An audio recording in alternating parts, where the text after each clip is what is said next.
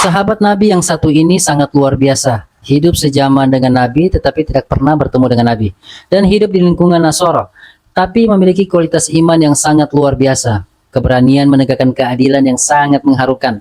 Tidak seperti sahabat Nabi lainnya yang memang bertemu langsung dengan Nabi, jadi wajar kalau mereka mempunyai kualitas iman yang luar biasa.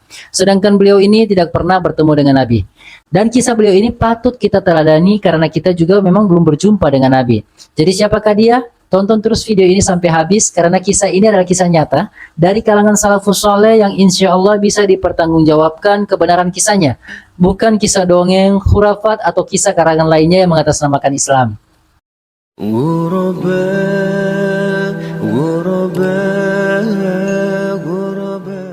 Assalamualaikum warahmatullahi wabarakatuh. Alhamdulillahirabbil alamin wassalatu wassalamu ala Rasulillah. Namanya Ashama bin Abjar. Hidup semasa Nabi namun tidak pernah berjumpa dengan Nabi. Wafatnya pada tahun 9 Hijriah, tempat tinggalnya di Habasyah atau sekarang kita kenal dengan Ethiopia. Guru beliau adalah Ja'far bin Abi Thalib, sedangkan murid beliau adalah Amr bin As. Penjelasan umum tentang Ashama an-Najasyi. Saat ini kita mengenal wilayah itu dengan nama Ethiopia, sebuah negara di Afrika.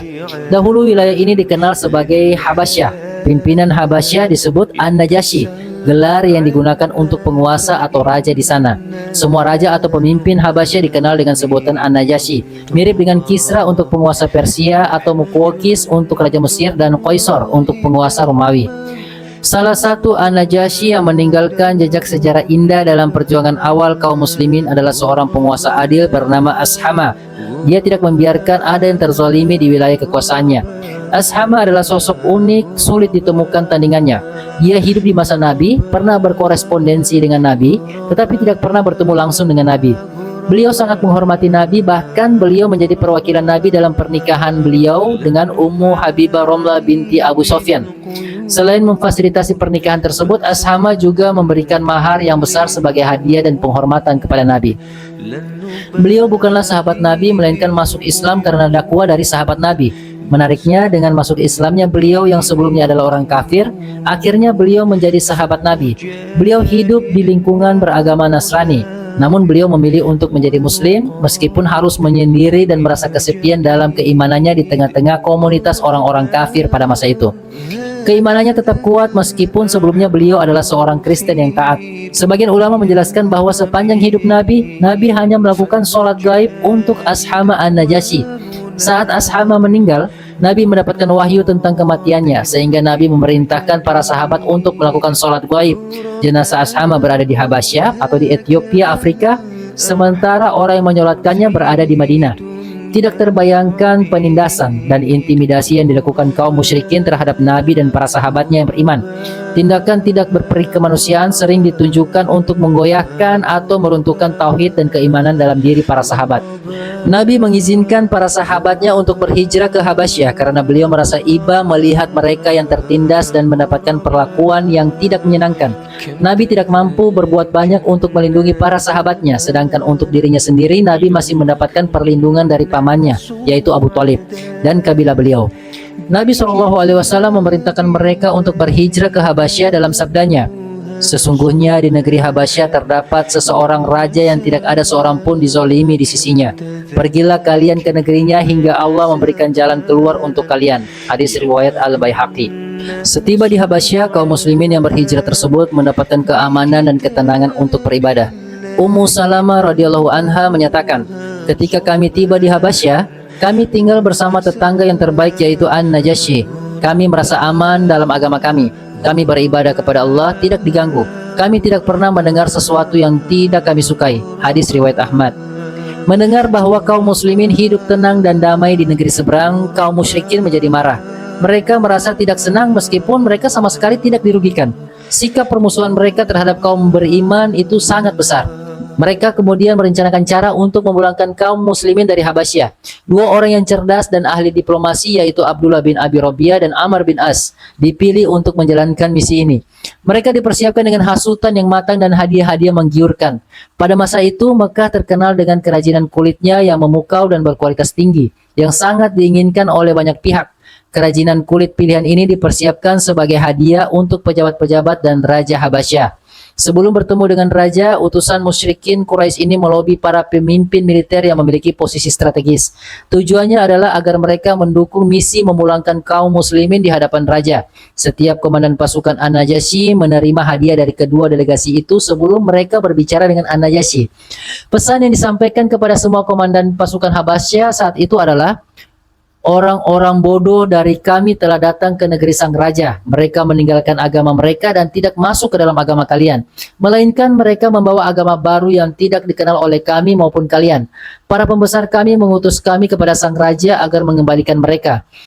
Jika kami berbicara dengan sang raja tentang mereka, sampaikan pendapat kalian agar mereka diserahkan kepada kami dan jangan biarkan sang raja berbicara dengan mereka. Para pimpinan pasukan Habasyah itu senang menerima hadiah tersebut. Mereka siap memuluskan rencana dua delegasi musyrikin Quraisy itu. Musyrikin Quraisy khawatir raja akan terpengaruh dengan dakwah dari para sahabat Nabi itu.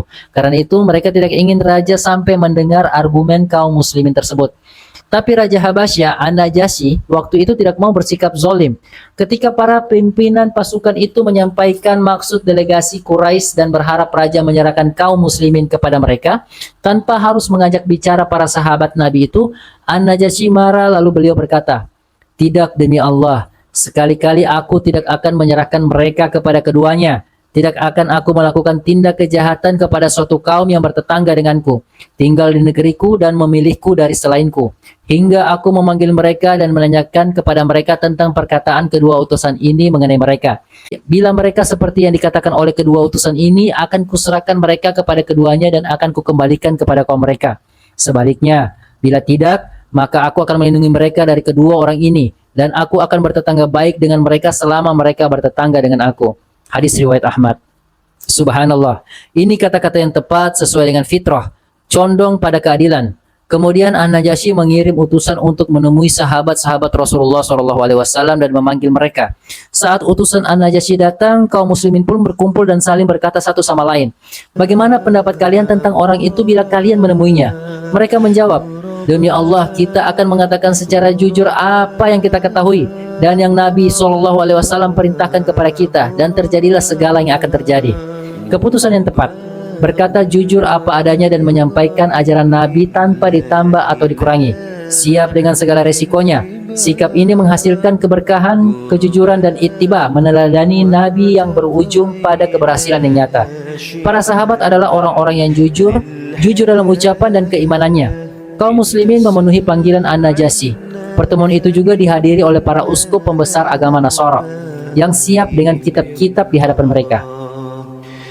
Dalam riwayat Al-Hakim disebutkan bahwa sebelumnya dua delegasi Quraisy itu sudah mengatakan kepada para pembesar agama Nasara, "Ingat, mereka kaum muslimin tidak akan mau sujud kepada raja kalian."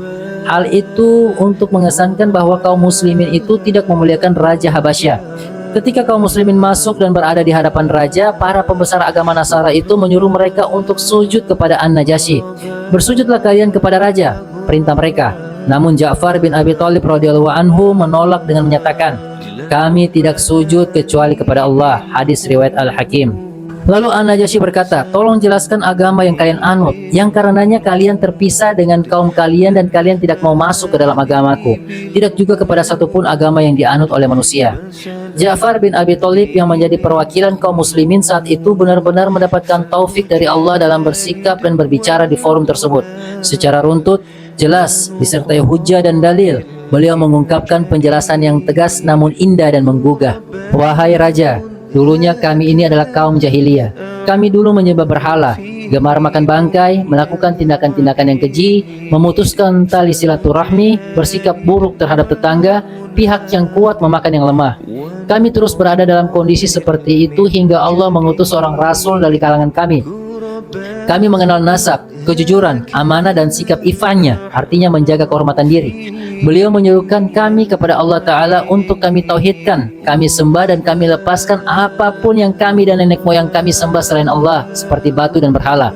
Beliau memerintahkan kami agar berbicara dengan jujur, menunaikan amanah, menyambung tali silaturahim, bersikap baik terhadap tetangga, menjaga diri dari keharaman dan menumpahkan darah, melarang kami dari perbuatan-perbuatan keji, berkata dusta, memakan harta anak yatim, menuduh berzina wanita baik-baik yang telah menikah. Beliau memerintahkan kami untuk menyembah Allah semata, tidak menyekutukannya dengan apapun, merintahkan kami agar menunaikan sholat, zakat, dan berpuasa. Lalu Ja'far menyebutkan beberapa perintah dalam Islam dan melanjutkan ucapannya, kami mempercayai dan mengimaninya, kami mengikuti ajaran yang beliau bawa, kami menyembah Allah semata dan tidak menyekutukannya dengan apapun, kami mengharamkan yang diharamkan pada kami dan menghalalkan apa yang dihalalkan bagi kami. Lalu kaum kami memusuhi kami.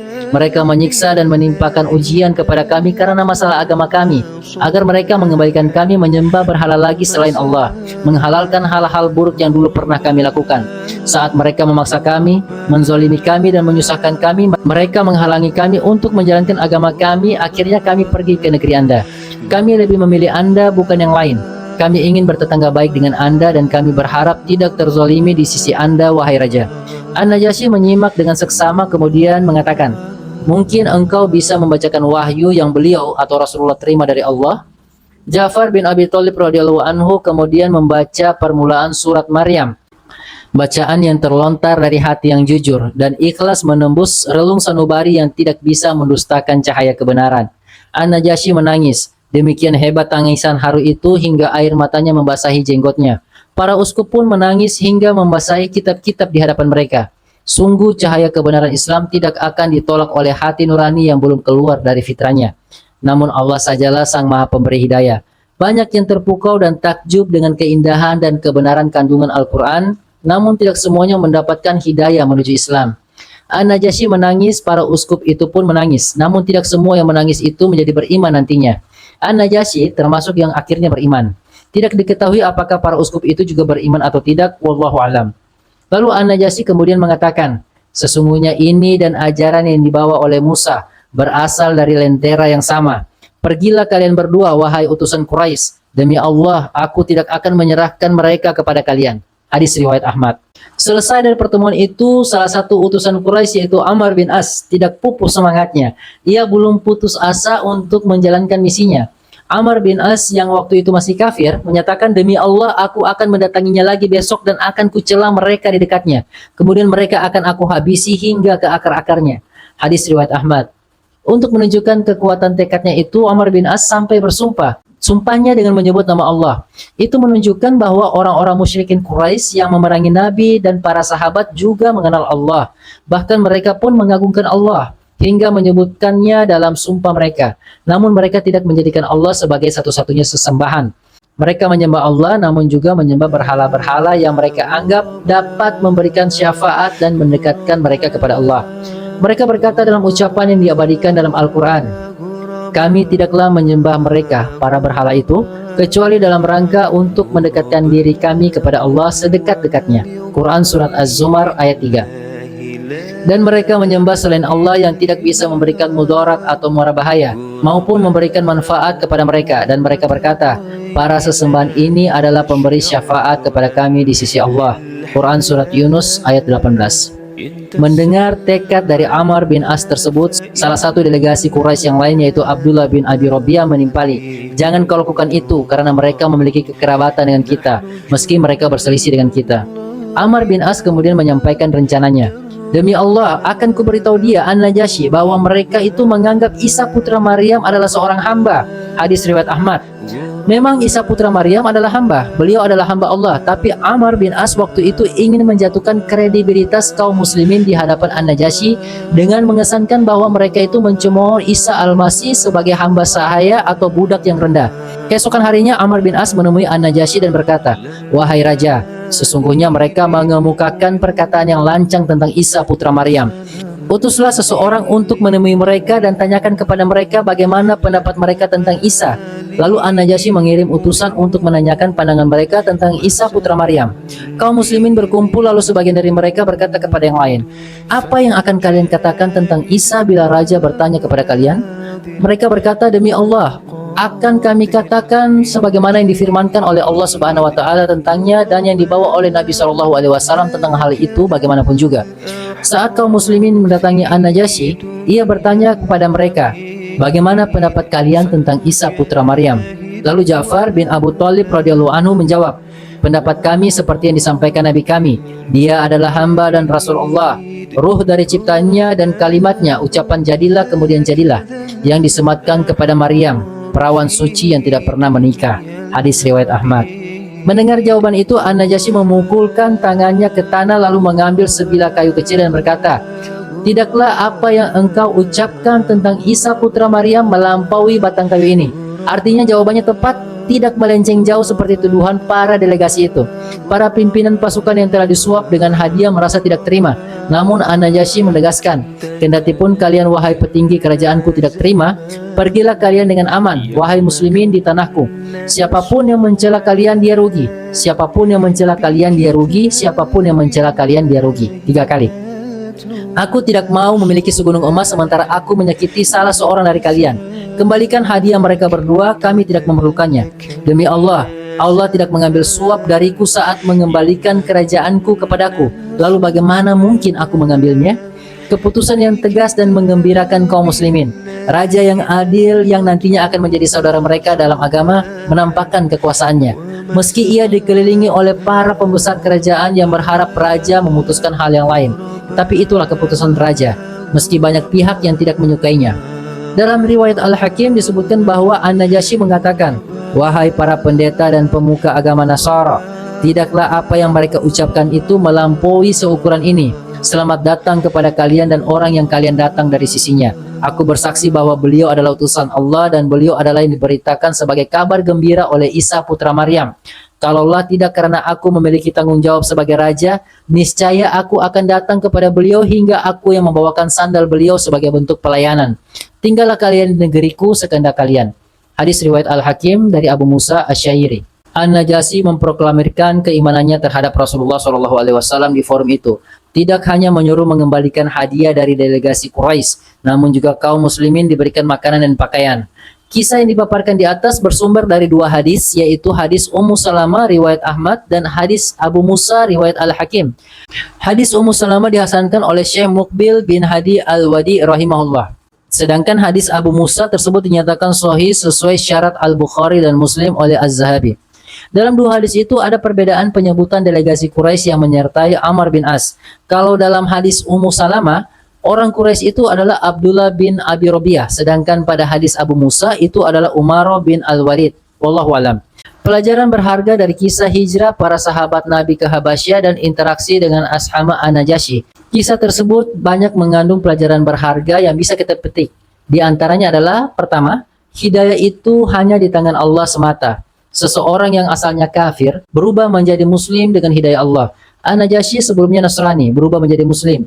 Amr bin As nantinya juga menjadi muslim. Tapi tidak semua pihak yang menangis ketika dibacakan Al-Quran tergerak hatinya untuk beriman. Allah hanya memberi hidayah kepada siapa yang dikehendakinya. Maka semestinya hanya kepada Allah lah kita memohonkan hidayah kepada Islam dan kekokohan di dalam Islam di atas sunnah. 2. Di balik musibah terdapat hikmah yang besar. Musibah penindasan kaum muslimin di Mekah membuat mereka hijrah ke Habasyah, meninggalkan tanah kelahiran dan negeri yang mereka cintai. Ternyata dengan peristiwa hijrah itu ada banyak kebaikan yang didapatkan. Di antaranya menjadi sebab masuk Islamnya seorang pemimpin di negeri seberang. 3. Keutamaan Ashama An-Najasyi. Beliau memiliki benih-benih kebaikan yang diketahui oleh Allah Ta'ala. Beliau tidak ingin menzolimi siapapun. Beliau tidak mau menyerahkan kaum muslimin sebelum mendapatkan penjelasan dari mereka.